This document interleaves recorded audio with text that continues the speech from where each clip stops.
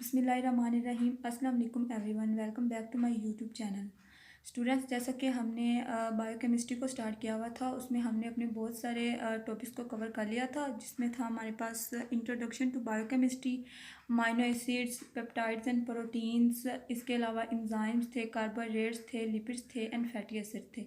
So today our topic is about nucleic acid. So इसको हम overview इसका ले लेते हैं। न्यूक्लिक एसिड को हम डिस्कस करेंगे आज। ओके, तो let's start our topic.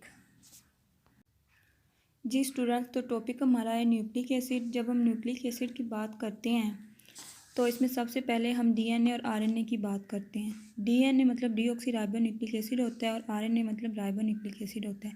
RNA को फर्दर हम इसकी सब टाइप्स होती हैं जिसमें हम डिवाइड करते हैं।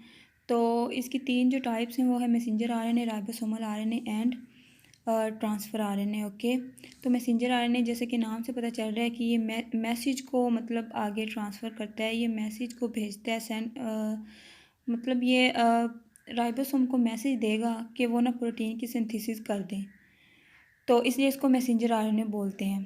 तो सेकंड इज़ राइबोसोमल आरएनए है। राइबोसोमल आरएनए वो होता है जिसमें प्रोटीन की सिंथेसिस होती है, इस वजह से इसको राइबोसोमल आरएनए बोलते हैं। प्रोटीन की सिंथेसिस राइबोसोम के ऊपर होती है, इसलिए इसको राइबोसोमल आरएनए बोलते हैं। And then third one is transfer RNA. ये जो ट्रांसफ़र आरएनए होता है ना, it translate the information into messenger RNA to specific amino acid, to specific sequence of amino acid. Okay, and then it is nucleotide. तो nucleotide के 3 components होते हैं, जिसमें नाइट्रोजनस बेस होती है, पेंटोज शुगर होती है, and third one is one और मोर फॉस्फेट ग्रुप होते हैं। और अगर दी मॉलिक्यूल्स, ऐसे मॉलिक्यूल्स जिसमें फॉस्फेट ग्रुप ना हो, उसको हम लोग न्यूक्लियोसाइड बोलते हैं। The molecules having no phosphate group are called as nucleoside. Nucleoside क्या होते हैं? नो फॉस्फेट ग्रुप, तो इसको हम लोग न्यूक्लियोसाइड बोलेंगे। Okay, and then purines and pyrimidines. Purines जो हैं both DNA RNA have 2 purines and 2 pyrimidines. तो जो प्यूरिन होती हैं इसमें हमारे पास एडिनिन प्लस गुआनिन होता है, और जो पिरिमिडीन्स हैं ये हमारे पास हैं साइटोसिन प्लस थाइमिन, जो कि होता है डीएनए में,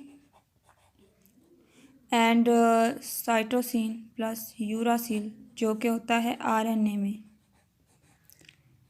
ये जो थाइमिन है ना, ये डीएनए में होगा और साइटोसिन दोनों में ही होगा, बट आरएनए में थाइमिन नहीं होगा, इसमें यूरासिल होगा। ओके, तो these are called as pyrimidines. And then next is phosphodiester bond.